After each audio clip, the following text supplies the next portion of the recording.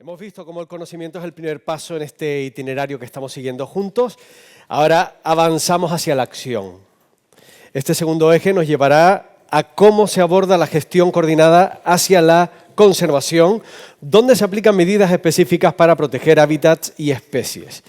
Y en este apartado vamos a explorar estrategias lideradas por el Servicio de Biodiversidad y orientadas a la conservación de hábitats, la protección de especies y la gestión de las principales amenazas. Abordaremos la temática a través de una mesa coloquio con la participación de algunos de los técnicos del Servicio de Biodiversidad del Gobierno de Canarias y moderada por Marcos Ruiz. Marcos, cuando quieras. Un aplauso para Marcos. Voy a poner un poco para acá. Bueno. A pedir que nos acompañen al segundo coloquio Sofía Rodríguez Núñez, Leopoldo Moro Abad y Miguel Ángel Cabrera Pérez y Sonia Martín de Abreu. Muchas gracias. Nos han puesto como muy separados, ¿no? No pasa nada, está bien. Yo te ayudo. A ti solo hay. Ponte. Les voy a dejar un micro a cada bloque. Gracias. Michel solo. No sé si yo te acompaño, ¿Se me oye o me han apagado el micro? Se me oye, vale. Bueno, hemos visto con Óscar una parte de los trabajos, ¿no? Porque hay muchos trabajos que se realizan, que nos dan una serie de datos sobre las especies, sobre los hábitats. Todo eso nos sirve para empezar y realizar una serie de trabajos de gestión de precisamente esas especies y de los hábitats. Antes nos decía, claro, estamos en un... Le voy a ir adelantando un poquito. Estamos en un territorio fragmentado, no sé si se han dado cuenta, que tenemos algo más de 2 millones de habitantes, 16 millones de visitantes al año y subiendo. Muchas empresas que utilizan el medio o que lo ocupan o que lo utilizan, ¿no? Y que utilizan el medio natural para realizar sus actividades. Entonces, de ahí se derivan muchas y luego la ocupación que tenemos nosotros, los propios seres humanos, de todo este territorio, ¿no? Entonces, antes, Óscar y Anaís nos comentaban un poco esas dificultades que tienen. Ahora les toca a ustedes.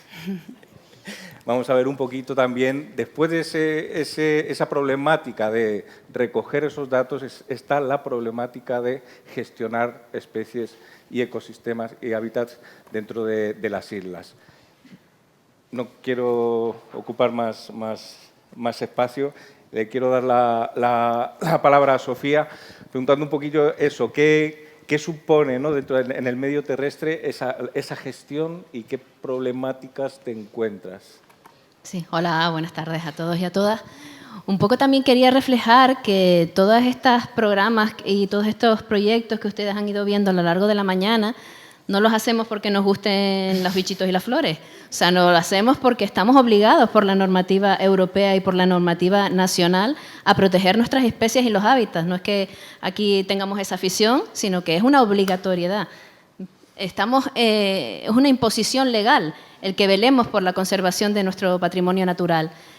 Y una vez identificamos sobre qué especies y sobre qué hábitats tenemos que trabajar, encargamos los proyectos científicos que nos revelan el estado de conservación de esas especies y esos hábitats y, oh milagro, ahora hay que actuar.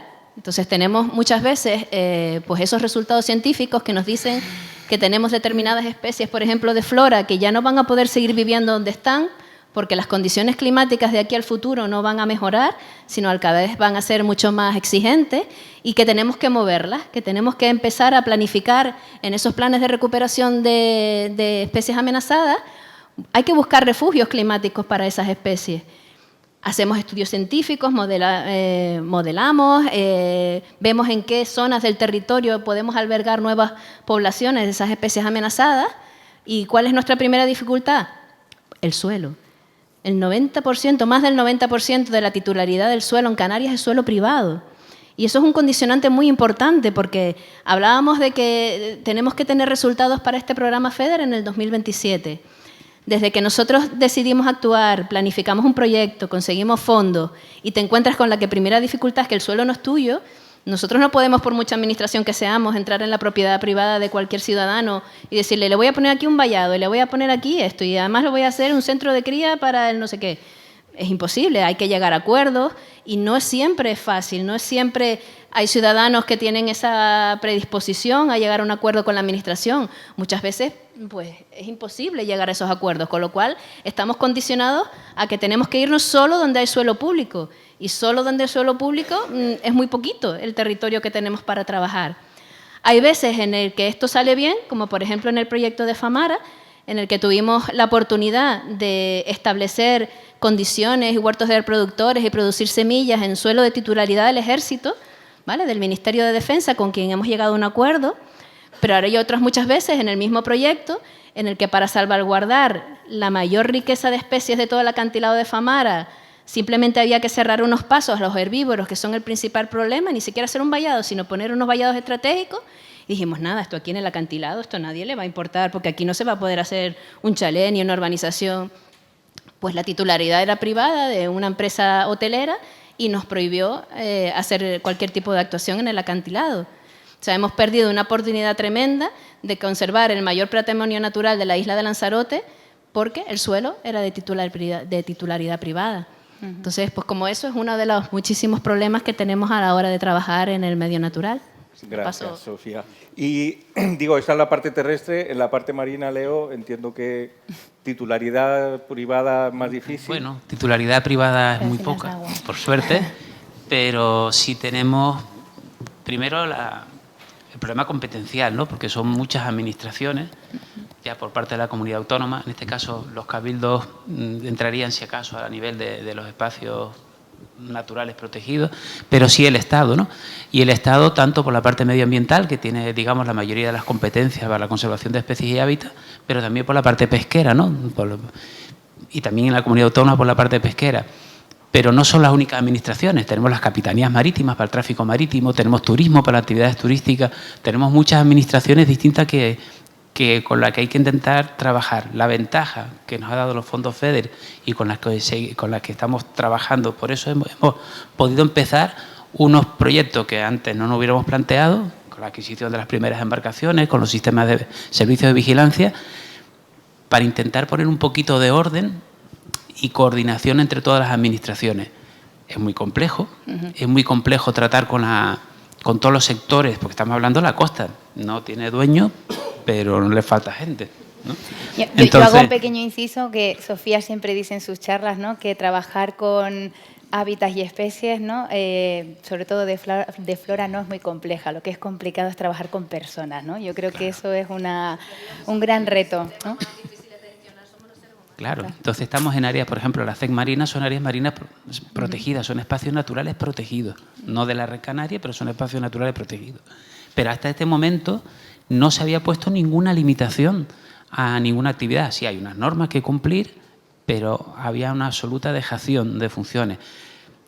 No es que lo hayamos logrado, pero por lo menos estamos haciendo actos de presencia. Ya un compañero que luego va a hablar sabrá que son muy queridos por muchos sectores, pero poco a poco sí estamos, o sea, ya hay una demanda de las actividades locales cuando, por ejemplo, nuestras embarcaciones no salen, ¿no? Diciendo, ¿qué pasa? Porque no sale el barco, ya somos un servicio público que se empieza a reconocer. Hay algunas personas que no les gusta que estemos, pero ya la gente que vive del mar le parece interesante que estemos ahí. Y para nosotros una de las partes ha sido complicado, pero colaboramos, por supuesto, con todas las administraciones, con los cuerpos de seguridad, como la Guardia Civil, o con los vigilancia pesquera. Los agentes de medio ambiente del Ministerio vienen con nosotros siempre y es la forma de poco a poco, entre todos, ir metiendo en vereda una situación que hace 30 años se podía mantener porque éramos pocos, pero ahora es imposible con la presión que hay que todo el mundo haga lo que quiera, ni en el medio marino, ni en el medio terrestre, ni en un centro comercial ya. Vale, y ahora te pido disculpas porque voy a hacer un salto, te voy a saltar, Sonia, porque digo, pasamos del medio terrestre al medio marino. Yo no sé si lo tuyo podríamos llamarlo el medio aéreo, porque medio terrestre y medio marino está por ahí. Pero bueno, antes hablábamos y justo se ha comentado mucho también la problemática que hay con las líneas de tensión, muchas veces con los aerogeneradores, con la ocupación que tenemos los seres humanos del terreno, ¿no? Y yo creo que aquí tú sí que nos puedes contar ahí esa parte de problemática con las aves, con la avifauna? Hombre, en principio con la avifauna lo que estamos viendo es que hay un montón de problemas que son transversales y eso tiene que ser un eje a la hora de trabajar, a la hora de priorizar los trabajos. Podemos, así como hay otros casos donde es imposible, ¿sabes? Pongo el ejemplo del Mayorerus randoi, que es una especie exclusiva de la cueva del llano, que tú tienes que trabajar exclusivamente. Sí es verdad, con el tema de aves y con determinadas amenazas sí podemos trabajar de una manera transversal, ¿no? Pongo el ejemplo del caso de veneno. Se ha impulsado muchos trabajos contra el uso ilegal del veneno, fundamentado básicamente en el GIRRE, pero claro, todos los trabajos que desarrollamos con el GIRRE, pues transversalmente favorecen al resto de especies de aves, ¿no? A todas las necrófagas, a los cuervos, a las guilillas y demás. Lo mismo pasa en los tendidos eléctricos, ¿no? O sea, todas las medidas de corrección que podamos abordar en los tendidos eléctricos contra la electrocución no solo va a favorecer al GIRRE, va a favorecer a todos. Lo mismo pasa también con las medidas anticolisión o aquellas medidas que podamos poner en marcha en el tema de aerogeneradores, ¿no? Esto al final tiene que ver con algo que a mí me preocupa siempre, que es la falta de recursos que tenemos. No podemos llegar a todos sitios y tomar todo. Entonces, la base de nuestro trabajo yo entiendo que tiene que ser la priorización, la búsqueda de medidas transversales que puedan ser aplicables y que mejoren la situación del global de las especies. Y la otra historia que me parece fundamental, que por un lado lo estaba comentando Leo ya, que es la dispersión competencial, la cantidad de entidades que están implicadas muchas veces en estos procesos. Eso tenemos que darle la vuelta y pensar que todas esas instituciones tienen unos recursos que tenemos que optimizar de alguna manera movilizarlos lo mejor posible y en este sentido deberíamos ser cada vez más eficaces en establecer medidas de colaboración con todas esas entidades que al final tienen que ver con el territorio, ¿no? Y con la conservación de las especies. Gracias. Y ahora sí. Vale, estamos hablando todo el rato de problemas, hemos hablado de problemas que tienen que ver mucho con nosotros, con los seres humanos.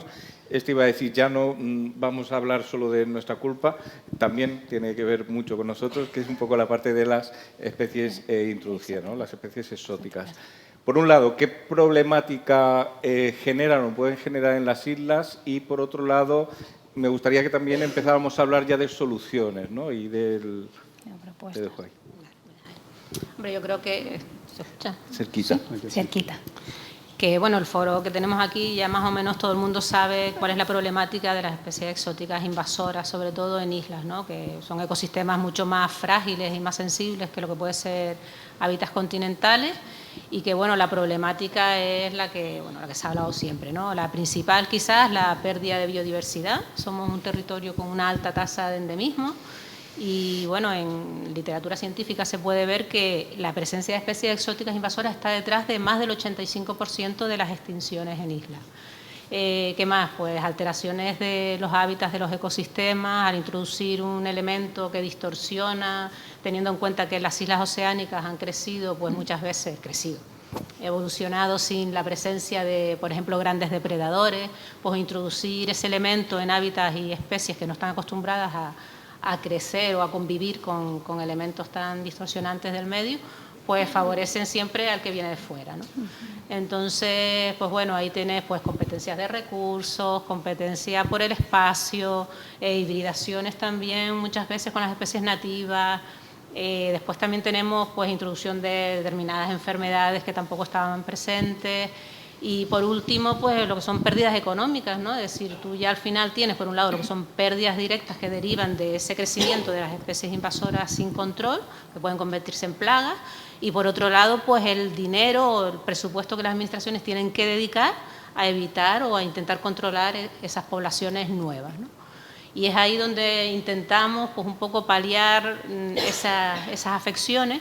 Y quizás lo más óptimo sea la prevención, de tal forma que tú, si previenes la entrada de las especies invasoras, pues ya te evita todo el resto de problemas que vas a tener después. Y el siguiente paso, que es, bueno, pues más la línea de trabajo que llevo yo, que es la Red Canaria de Alerta Temprana para Detección e Intervención de Especies Exóticas Invasoras, que lo que intenta es frenar esa invasión temprana, es decir, cuando la especie llega ya, no hemos conseguido prevenir la entrada, pero la tenemos en el territorio, pero estamos en esas primeras fases de invasión, ¿no? Entonces ahí ese trabajo, esa actuación temprana va a evitar que luego, cuando ya la especie se logre dispersar de una forma que su rango de distribución sea muchísimo mayor, ya los recursos que como administración tienes que poner pues son mucho mayores, y en la mayor parte de los casos que ya llegas tarde y ni siquiera eres capaz de evitar esa invasión y solamente puedes tener actuaciones de control, ¿no? Poco más o menos esa es la idea. Y entiendo también que ahí, que lo hablaban un poquito antes, ¿no?, de la complejidad que tiene el nivel de tantas administraciones, ¿no?, y de tantas competencias, ahí sí que tienen que llegar a una coordinación con otras administraciones, ¿no? Sí, exacto. En el caso de Redexos, ¿no?, de la red de alerta temprana, sí es verdad que la misma creación de la red de alerta tiene una figura que es la adhesión de otras administraciones con competencias en la ejecución de esa alerta temprana, que te adhieres a la red y ejecutas esa competencia de manera coordinada y como con un solo punto de organización, por decirlo de alguna manera. Entonces, el resto de administraciones, cuando se adhieren a la red, ponen a disposición pues, medios materiales, a veces económicos en el menor de los casos, o también personales, ¿no? Entonces, ahí lo que haces es un canal donde, en el caso de detectar una especie exótica invasora, todas las administraciones que tengan competencia actúan de forma conjunta en esa actuación de control. Otra cosa son las especies que ya están asentadas o establecidas, que es verdad que ahí son más en el caso, bueno, a nivel insular, pues los cabildos, ¿no?, quienes ejecutan esas actuaciones ya cuando la especie no es objeto de esa alerta temprana. Pero digamos que existe una cooperación, ¿no? Una como comentaba antes, para quizá optimizar esos recursos, ¿no?, que se disponen, que a veces son limitados, pero que es un caso de éxito en este caso, el poder converger diferentes administraciones para un objetivo común, ¿no? Exacto, porque tienes los medios que pone el Gobierno de Canarias, los medios que ponen los cabildos, ayuntamientos y demás, entonces claro, en principio pones una dotación base, que es lo que pone el Gobierno de Canarias, pero eso, bueno, se va multiplicando a la vez que intervienen otras administraciones. Estupendo. Vale, ¿tú querías...? No, simplemente insistir en que esa dispersión competencial que siempre juegan contra nuestra, de alguna manera tenemos que darle la vuelta, ¿no? Y es que tenemos que movilizar. Cada institución, en la medida que pueda, tiene unos medios que puede movilizar y lo único que tenemos que hacerlo es coordinarlos de manera adecuada, ¿no? Yo pongo el ejemplo siempre, por ejemplo, del GIRRE, que es un caso también que va en esa línea, ¿no? Como con los cabildos hemos podido conseguir darle continuidad a un proyecto, de alguna manera adaptándonos cada año. Este año la disponibilidad la tiene el Gobierno, pero el año que viene la tiene el Cabildo de Fuerteventura para determinadas actuaciones. Pues el año que viene quien actúa es el Cabildo de Fuerteventura, después el de Lanzarote, y al final le hemos podido dar continuidad también a este proceso, que además es otra de las claves que tenemos que transmitir, ¿no? O sea, la garantía de que en un momento dado un proyecto tiene éxito es la continuidad en el tiempo. O sea, en materia de conservación, el problema que corremos con este tipo de proyectos como FEDER, LIFE y demás, es que puede haber una inyección de dinero muy importante en un momento dado, pero que después no haya continuidad. Y eso es tirar dinero a la basura. O sea, si no hay continuidad en las políticas ambientales, además, cuando estamos hablando de conservación, eso no sirve de nada. Bueno, de hecho, antes Sofía, y de hecho Asunción también lo nombraba en la exposición de las operaciones, ¿no?, que el caso de Famara, un proyecto de restauración, un proyecto piloto de restauración en las cumbres de Famara, en este FEDER, tiene una continuidad precisamente para la optimización de esas labores de restauración, ¿no?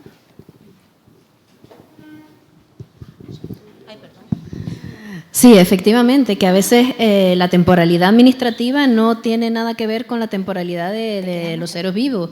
Muchas veces nos encontramos con las dificultades cuando movemos un contrato de recolección de semillas y debido a las trabas, los trámites que hay que realizar, pues te sale el contrato en octubre. Y la empresa dice, ¿qué quieres que te recoja en octubre? Si es que las semillas las tenía que haber recogido en febrero. ¿Por qué no sacaste el contrato antes? Pues ya quisiera yo sacar el contrato cuando pueda. No es fácil. Y lo mismo, el 2027 para presentar resultados. A lo mejor en un proyecto de restauración, antes de plantar la primera planta en el medio natural, he necesitado 4 años para montar vivero, para recolectar semillas, para que las plantas crezcan, para conseguir acuerdos, para tener todo, montar la máquina, y resulta que justo planto corriendo con la lengua por fuera porque me faltan 2 meses para terminar el proyecto y me voy. Eso es un fracaso. Si yo me voy y no hago un mantenimiento de esa plantación, no hago unos riegos de apoyo, no hago una serie de actuaciones en el medio, no sigo dispersando semillas, todos estos años que hemos tratado en poner toda la maquinaria a prueba, pues al final se pierden. Entonces, este programa nuevo FEDER nos va a permitir dar continuidad a ese esfuerzo de restauración que se está intentando por abogar para que las cumbres de Famara vuelvan un poco a convertirse o ampliar ese patrimonio natural tan importante que tienen.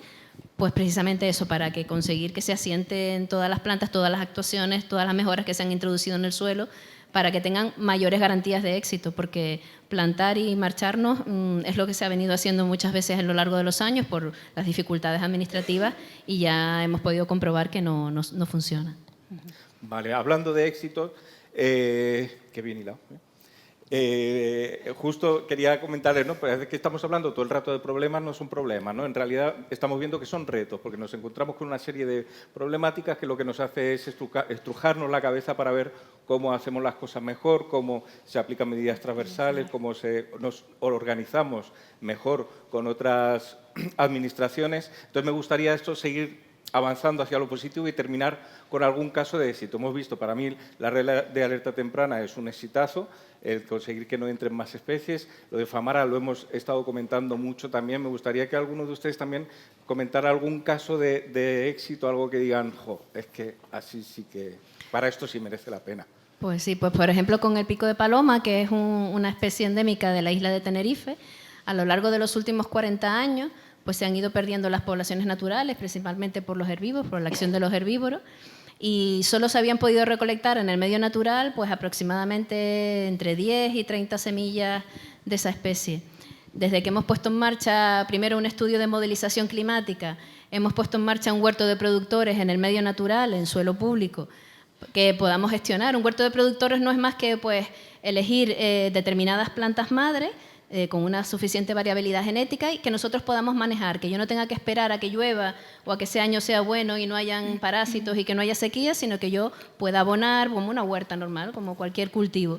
De esta manera hemos conseguido pues, en los últimos 3 años más de 5.000 semillas de una especie amenazada que en los últimos 30 años solo habíamos conseguido menos de 50. O sea que es verdad que determinadas actuaciones de gestión, cuando coordinas todos esos factores que realmente te dificultan el trabajar en el medio natural, tiene su recompensa y ahora mismo estamos en disposición de iniciar una recolonización de esa especie en la isla de Tenerife.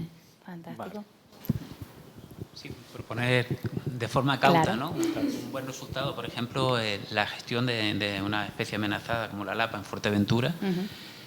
El plan de conservación lleva bastantes años rodando, pero realmente se han visto un cambio en la evolución cuando, por ejemplo, estas actividades que decíamos de control de lo que hacemos todos, porque realmente coger una lapa no es una acción mala, el problema es que somos muchos los que estamos cogiendo y esta ya está terriblemente amenazada. Bueno, pues ha cambiado su evolución de estar una especie que iba a menos. En los últimos censos ha aumentado. Confiemos que si mantenemos, como decimos, en el largo plazo esto, allá hay una conciencia en la población local, pero seguimos siendo muchos los que vamos de las islas mayores a las islas menores, entre comillas, no en superficie, sino en poblacional, y arrasamos allí con los recursos, ¿no? Entonces, en la misma línea, hay que optimizar los recursos, hay que mantener las acciones, pero poco a poco se van dando buenos resultados, aparte de yo que sé, acciones puntuales, gracias, por ejemplo, a los observadores de Red Promar, asociada a la alerta temprana, en el caso de las exóticas en el medio marino, pues detectar un coral y verlo ahí a los 3 días poder estar erradicándolo, ¿no? Esos son casos de éxito. Vamos a quedarnos con los éxitos. Vale. 2 minutillos nos quedan más o menos. Para Bueno, que yo tengo que hablar de mi libro. Mi libro es El Guirre, entonces, y quiero ponerlo como ejemplo básicamente porque de alguna manera se han alineado todos los planetas para que en un momento dado todo funcionara bien, ¿no? Lo primero, contar con un asesoramiento científico básico clave, eso ha sido fundamental, contar con la Estación Biológica de Doñana, el CSIC, desde 1998, se dice pronto, es importante. Haber podido mantener el seguimiento de la especie desde ese momento hasta ahora de forma continuada. Ahora mismo la especie que yo creo que tiene el mejor seguimiento que se puede dar a nivel mundial, lo podría decir incluso. Contamos con una población con el 90 y pico % de sus ejemplares identificados, sabemos quiénes son, dónde están, por dónde se mueven, un número grandísimo de ejemplares marcados con GPS. Lo que decía antes, la confluencia de todas las administraciones, porque además es una especie que tiene muy buena prensa, que tiene con un reconocimiento social, eso ha ayudado mucho. El Cabildo de Lanzarote, el Cabildo de Fuerteventura, el Gobierno, hemos podido mantener este tipo de actuaciones. También es verdad que el apoyo financiero con 2 proyectos LIFE, con los fondos FEDER, también ha ayudado mucho. Y al final el resultado es que, dándole continuidad a esto, otra cosa muy importante, y gracias a ese asesoramiento científico, es la identificación claramente de las amenazas y poder priorizar bien lo que queríamos hacer. Eso también ha sido clave, ¿no? El resultado final es que a finales del siglo pasado contábamos con, no llegaba a 150 ejemplares y ahora casi llegamos a los 500, ¿no? Y el único problema que seguimos teniendo es su concentración en la isla de Fuerteventura, con lo cual es un problema que tendremos que intentar atajar dentro de poco, ¿no? Como a futuro, ¿no? Pero yo creo que es el modelo de proyecto que deberíamos tener en mente para poder seguir para adelante, ¿no? Y dejar ese mensajito así al final. Y en un minutito, Sonia, si nos quieres aportar algo más a la parte de... Hombre, para mí simplemente el que esté montado Redexos ya es un éxito, ¿no? Podemos citar 1000 casos, pero quizás la ardiña boruna, que todo el mundo la conoce, pues se ha conseguido frenar todos los avistamientos que se han hecho en otras islas, como Lanzarote, Gran Canaria, Tenerife. El último reciente en Gran Canaria ha sido un ejemplar macho y un ejemplar hembra, con lo cual no sabes si podría haberse asentado o no, pero ya tienes ahí una pareja reproductora que podría llegar a dar lugar a una población. ¿Vale? Pero bueno, por citar uno. Si me dejan, cito montones, pero... No. ¿Tenemos tarjeta? Tarjeta roja ya. Nos Tenemos sacan tarjeta roja. Tenemos que ir bajando. Pasamos al siguiente, la siguiente parte de este bloque. Sí. Muchísimas un gracias aplauso, a todos por y a favor. todas. Un Muchas aplauso. gracias. Gracias, chicos. ¿Continúa? Sí. Bueno, yo creo que antes de pasar al tercer bloque, ¿no? Pues yo creo que nos quedamos con las ideas clave que acaban de compartir los técnicos del Servicio de Biodiversidad, que hay un sinfín de retos por delante, pero que también hay oportunidades, ¿no? De aprender, como acabamos de ver, en soluciones prácticas que pongan sobre la mesa diferentes soluciones, ¿no? Para optimizar esos recursos y ir de manera conjunta a unos objetivos comunes. Así que, si te parece, Victorio, seguimos con la contextualización del tercer bloque.